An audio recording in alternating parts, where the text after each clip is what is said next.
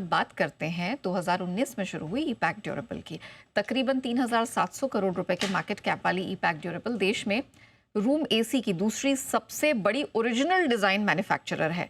Room AC के अलावा ये company induction cooktop, mixer grinder, water dispensers भी बनाती है। कंपनी के ग्राहकों में कई बड़े नाम आते हैं, Blue Star, Daikin, Carrier Midea, Voltas, Croma, Havells, Haier, Godrej जैसे काफ़ी बड़े नाम इनके क्लाइंटल में शामिल हैं। आज कंपनी के मैनेजमेंट से हम उनके नतीजों को तो थोड़ा समझेंगे ही।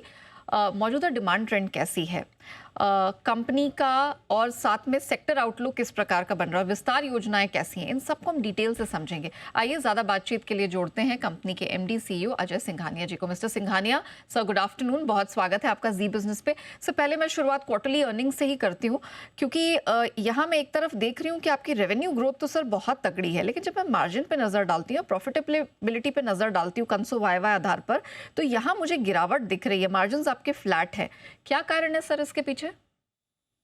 9 मंथ अगर देखेंगे तो मार्जिन्स में भी काफ़ी अच्छी इंप्रूवमेंट है, बोथ एबिटा लेवल पर, पैट लेवल पे। मार्जिन्स में 41% का इंप्रूवमेंट है, पैट पे 140% का इंप्रूवमेंट है 9 मंथ पीरियड में। क्योंकि इंडस्ट्री सीजनल है, हम इसको क्वार्टर ऑन क्वार्टर की जगह नॉर्मली पूरे 9 मंथ, 6 मंथ, 9 मंथ और फिर 12 मंथ पे ही जनरली आकलन करते हैं इसका।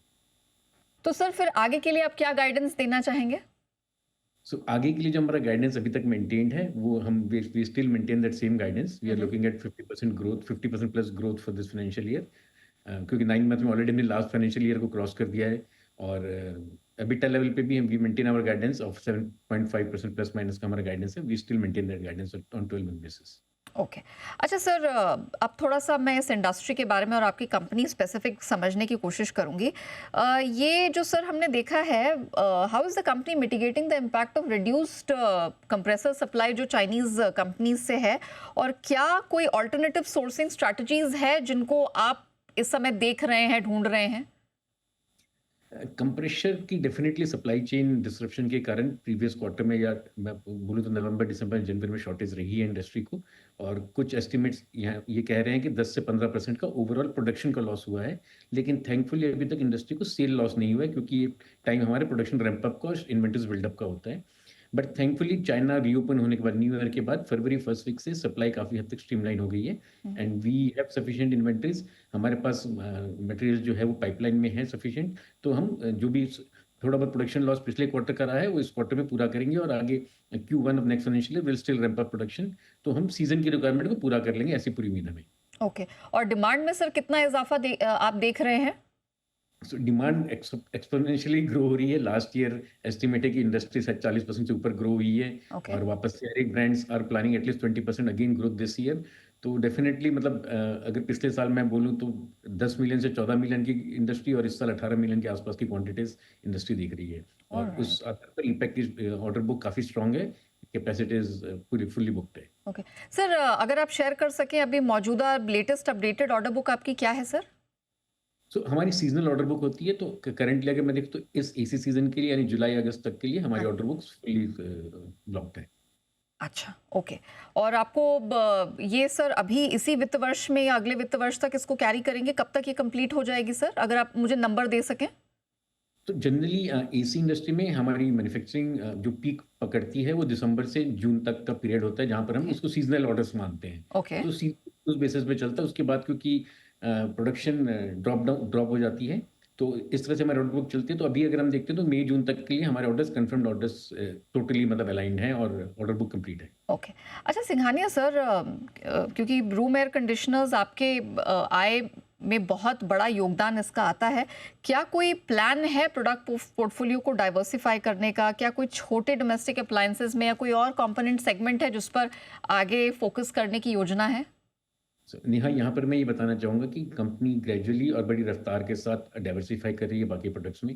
पिछले वर्ष हमारा एसी रेवेन्यू 80% कंट्रीब्यूट कर रहा था, नॉन एसी 20%। इस साल एसी 66% पे आ गया है, डिस्पाइट ग्रोइंग एट 70% प्लस। तो 70% के ग्रोथ के बाद भी एसी का टोटल कंट्रीब्यूशन 66% पे आ गया, डाउन फ्रॉम 80%। और जो हमने डाइवर्सिफिकेशन स्टेप्स लिए थे, जैसे कंपोनेंट्स और बाकी लार्ज होम अप्लायंसेस, कूलर्स, और अब वॉशिंग मशीन हम बहुत जल्दी स्टार्ट करने वाले हैं। तो इन सब प्रोडक्ट्स की ग्रोथ और हमारे एक्सपोर्ट की ग्रोथ, ये सारी ग्रोथ काफ़ी ज़्यादा हो रही है। तो हमारा ओवरऑल एसी पे डिपेंडेंस कम हो रहा है, despite growing substantially in AC as well. Okay sir, मैं बस एक आइडिया लेना चाह रही थी। अभी हाल फिलहाल में हम देखते हैं कि मंथली रिपोर्ट भी आरबीआई की आती है और कंसर्न पहले डिमांड को लेकर था। ये बात बजट में भी निकल कर आई कि रूरल डिमांड है वो अब रफ्तार पकड़ रही है, लेकिन अर्बन डिमांड को अभी आना बाकी है। आपकी क्या ऑब्जर्वेशन है सर? कोई इम्पैक्ट आपने देखा है या अभी आपको लगता है कि जब अर्बन डिमांड जोर पकड़ेगी तो यहाँ पर और बर्स्ट देखने को मिलेगा जहाँ तक डिमांड का सवाल है? सो ये थैंकफुली रूरल डिमांड अपने आप में इतनी एक्सपोनेंशियली ग्रो हो रही है। सो एक्चुअली में खास करके इसी को हम देखें तो पहले हम बोलते थे कि सिर्फ अर्बन डिपेंडेंट है, रूरल पेनिट्रेशन नहीं है। तो मैं इसको एक अच्छी नीति मान मतलब एक अच्छा प्रोग्रेस हुआ है पिछले कुछ सालों में, जहाँ पर इसी की पेनिट्रेशन रूरल में भी काफ़ी बढ़ी है और वहाँ से डिमांड ड्राइव हो रही है। और उसके ऊपर से ये डिमांड प्रीमियमाइजेशन की तरफ ड्राइव हो रही है। तो हमें 2 बेनिफिट दिख रहे हैं। एक तो डिमांड ग्रोथ, जो पहले इंडस्ट्री 12-15% पे ग्रो कर रही थी, 20% प्लस पे ग्रो कर रही है। ऊपर से जैसे 5 स्टार एसीज़ हैं, इन्वर्टर एसीज़ हैं, उनकी ग्रोथ और ज़्यादा हो रही है और ये सारी डिमांड रूरल ड्रिवन है। तो अगर अर्बन में भी जैसे अगर हम बजट को देखते हैं, जो रियायत मिली है उससे जो 1.25 लाख 1.5 लाख तक की एडिशनल इनकम, डिस्पोजेबल इनकम हाथ में आने वाली है एक मिडिल क्लास के, वो डेफिनेटली हम मानते हैं कि कंज्यूमर ड्यूरेबल्स एक ऐसा सेक्टर है जिसमें सबसे ज़्यादा इम्पैक्ट करेगी उसकी फर्दर ग्रोथ में। ओके। अच्छा सर, कोई नए प्रोडक्ट्स हैं अब कंपनी के पाइपलाइन में जहां आपको लगता है कि कुछ और ग्रोथ के प्रोस्पेक्ट्स और बढ़ सकते हैं? सो हमारा वॉशिंग मशीन एक ऐसा प्रोजेक्ट है जो कंप्लीट हो गया है और जिसके ट्रायल प्रोडक्शन कंप्लीट हो गए हैं। तो इस क्वार्टर के एंड तक हम उम्मीद कर रहे हैं कि हम छोटे रूप में उसको प्रोडक्शन स्टार्ट करें और नेक्स्ट क्वार्टर से उसको रैंप अप करेंगे और सब्सटेंशियली हम उसमें अपना पोर्टफोलियो बड़ा करते जा रहे हैं वॉशिंग मशीन के लिए। तो by next financial year we believe कि हमारा पोर्टफोलियो पूरा कंप्लीट हो जाएगा वॉशिंग मशीन का, बोथ सेमी ऑटोमेटिक और फुली ऑटोमेटिक। तो that is one big product जो एक ऐसा सेक्टर वो भी बहुत सब्सटेंशियली ग्रो कर रहा है, फुली ऑटोमेटिक वॉशिंग मशीन। तो वहाँ पर कंपनी ने इन्वेस्ट करा है। साथ ही साथ हम स्मॉलर अप्लायंसेस में एयर फ्रायर एक ऐसा प्रोडक्ट है जो नेक्स्ट क्वार्टर से स्टार्ट कर लेंगे।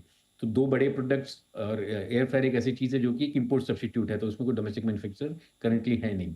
ओके। तो वहाँ पर फिर रैपिड ग्रोथ देख रहे हैं। ओके सर, वैसे तो आपकी क्लाइंट लिस्ट बहुत ही सॉलिड है, लेकिन क्या कोई नए क्लाइंट्स जोड़ने की तैयारी है या कुछ और एक्सपेंशन की तैयारी है कंपनी की? Definitely yes. तो अगर हम सबसे पहले बड़े क्लाइंट्स की बात करें जो टॉप 10 ब्रांड्स हैं एसी के, उसमें से हम 8 के साथ ऑलरेडी जुड़े हुए हैं। अब हम देख रहे हैं रीजनल ब्रांड्स को, तो स्पेशली क्योंकि हमने साउथ में एडिशनल कैपेसिटी लगाई थी, तो साउथ में इस बार हमने लगभग 15 से 20 छोटे नए क्लाइंट्स जोड़े हैं। सो दे आर रीजनल प्लेयर्स और उनके साथ भी हम एक अच्छी ग्रोथ देख रहे हैं, क्योंकि आज हम हैंड होल्डिंग करेंगे तो tomorrow they will also definitely become regional champions. Okay. और ये आपके सर रेवेन्यूज में कब तक रिफ्लेक्ट करेगा? कितने बड़े क्लाइंट्स हैं ये? किस तरह का योगदान आप यहाँ से आता देख रहे हैं इनके साथ? तो ये छोटे क्लाइंट्स हैं जो हमें रिस्क मिटिगेशन और करंटली इमीडिएट कैपेसिटी यूटिलाइजेशन में डेफिनेटली हेल्प कर रहे हैं। और कहीं न कहीं अगर मैं मार्जिन्स की बात भी करूँ तो मार्जिन्स और वर्किंग कैपिटल में भी एक इनका अहम रोल रहेगा in improving both the margin and the overall working capital. Okay. तो इनके साथ भी सर एसी मैन्युफैक्चरिंग का है या ये अदर डोमेस्टिक अप्लायंसेस के लिए ये करार किए हैं आपने या ये क्लाइंट्स आए हैं? ये दोनों के लिए हैं, मोस्टली अभी एसी के लिए, और फिर जैसे एसी सीजन खत्म होगा हम इनके साथ स्मॉलर अप्लायंसेस भी करेंगे। ओके। अच्छा सर, आपकी जो मौजूदा ऑर्डर बुक है उसमें अगर आप मुझे एसी एंड नॉन एसी की ऑर्डर बुक का एक ब्रेकअप दे सकें? अभी जनरली क्योंकि मई तक हम एसी पीक होता है तो एसी की ऑर्डर बुक की जनरली बात करते हैं, क्योंकि जो स्मॉल अप्लायंसेस हैं हमारे वो एक सारे बड़े कस्टमर्स हैं, उनका लाइक एनुअल फोरकास्ट चलता रहता है, तो उसके बेस पे those are also good, but वो पीक आता है जुलाई के बाद। So August onwards Diwali sale और उसके हिसाब से उनका पीक आता है, सो क्वांटिटी डबल होती है। For AC the capacity is almost completely sold out till May June. Sir, ये जो न्यू श्री सिटी प्लांट है, इसकी ऑप्टिमम कैपेसिटी यूटिलाइजेशन सर कब तक हो जाएगी? क्या एक्सपेक्टेड टाइमलाइन है इसके लिए? सो इस क्वार्टर से हमने रैंप अप चालू कर दिया कैपेसिटी यूटिलाइजेशन का, और अभी जो हमारी ऑर्डर बुक है उसके हिसाब से हम देख रहे हैं तो मार्च एंड से लेके जून जुलाई तक वो capacity now almost completely sold out है। कोई कैपेक्स प्लान है सर इस वित्त वर्ष के अंत से पहले अगले वित्त वर्ष के लिए? अभी जो हमारा केपेक्स ऑलरेडी हो चुका है वो हमें हमारे प्लान के हिसाब से नेक्स्ट फाइनेंशियल ईयर तक के लिए सफिशिएंट है। So but towards the end of this year हम कुछ केपेक्स और स्टार्ट करेंगे to gear up for the financial year of 26-27। Alright mister Singhania, thank you so much sir, it was a pleasure speaking with you. आपने company के बारे में और इस इंडस्ट्री के बारे में भी काफ़ी इंसाइट दी, उसके लिए आपका बहुत बहुत धन्यवाद।